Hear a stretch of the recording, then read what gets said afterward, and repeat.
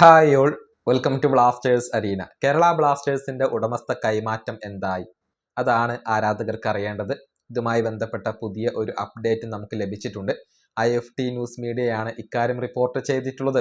അതായത് ഒരു കൺസോർഷ്യം കേരള ബ്ലാസ്റ്റേഴ്സിനെ വാങ്ങുകയാണ് എന്നുള്ളത് പലരും സ്ഥിരീകരിച്ച കാര്യമാണ്.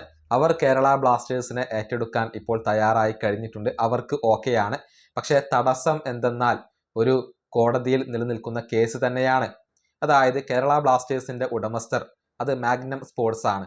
അതായത് നിമ്മഗഡ്ഡ പ്രസാദിന് കീഴിലുള്ള ഗ്രൂപ്പാണ് മാഗ്നം സ്പോർട്സ്. നമുക്കറിയാം, ഹൈദരാബാദിലെ പ്രമുഖ വ്യവസായിയാണ് നിമ്മഗഡ്ഡ പ്രസാദ്. പക്ഷേ അദ്ദേഹത്തിന്റെ പേരിൽ വലിയ ഒരു കേസ് ഇപ്പോൾ നിലനിൽക്കുന്നുണ്ട്. റാക്കിയ ഗ്രൂപ്പിനോട് നടത്തിയ ഒരു ഇടപാടുമായി ബന്ധപ്പെട്ട ഒരു കേസാണ് നിലനിൽക്കുന്നത്. ഏകദേശം 500 കോടി രൂപയോളം വരുന്ന ഒരു ഇടപാടുമായി ബന്ധപ്പെട്ട കേസാണ് ഉള്ളത്.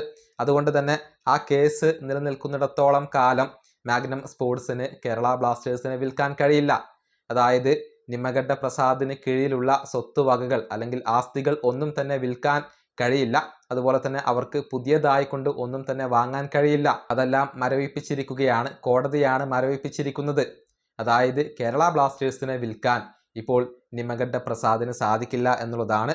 കോടതിയിൽ കേസ് നിലനിൽക്കുന്നത് കൊണ്ട് തന്നെ അത് വിൽക്കാൻ സാധിക്കില്ല. ഇനി വിൽക്കണം എന്നുണ്ടെങ്കിൽ സുപ്രീം കോടതിയുടെ ഒരു പ്രത്യേക അനുമതി ലഭിക്കണം. എന്നാൽ മാത്രമാണ് കേരള ബ്ലാസ്റ്റേഴ്സിന്റെ ഉടമസ്ഥ കൈമാറ്റം സാധ്യമാവുകയുള്ളൂ. ഏതായാലും അതാണ് ഇപ്പോഴത്തെ തടസ്സം. പുതിയ ഇൻവെസ്റ്റേഴ്സ് കേരള ബ്ലാസ്റ്റേഴ്സിനെ ഏറ്റെടുക്കാൻ തയ്യാറായി കഴിഞ്ഞിട്ടുണ്ട്. പക്ഷേ സുപ്രീം കോടതിയുടെ ഒരു അനുമതി ഇല്ലാതെ കേരള ബ്ലാസ്റ്റേഴ്സിനെ വിൽക്കാൻ ഇപ്പോൾ നിമ്മഗഡ്ഡ പ്രസാദിന് അഥവാ മാഗ്നം സ്പോർട്സിന് കഴിയില്ല എന്നുള്ളത് വളരെ പ്രധാനപ്പെട്ട കാര്യമാണ്. ഏതായാലും ഇത് ഏത് രൂപത്തിൽ പരിഹരിക്കപ്പെടും എന്നുള്ളതൊക്കെ കാത്തിരുന്നു കാണേണ്ട കാര്യമാണ്. ഈ വീഡിയോയുടെ അവസാനിപ്പിക്കുന്നു. അടുത്തൊരു വീണ്ടും കാണാം.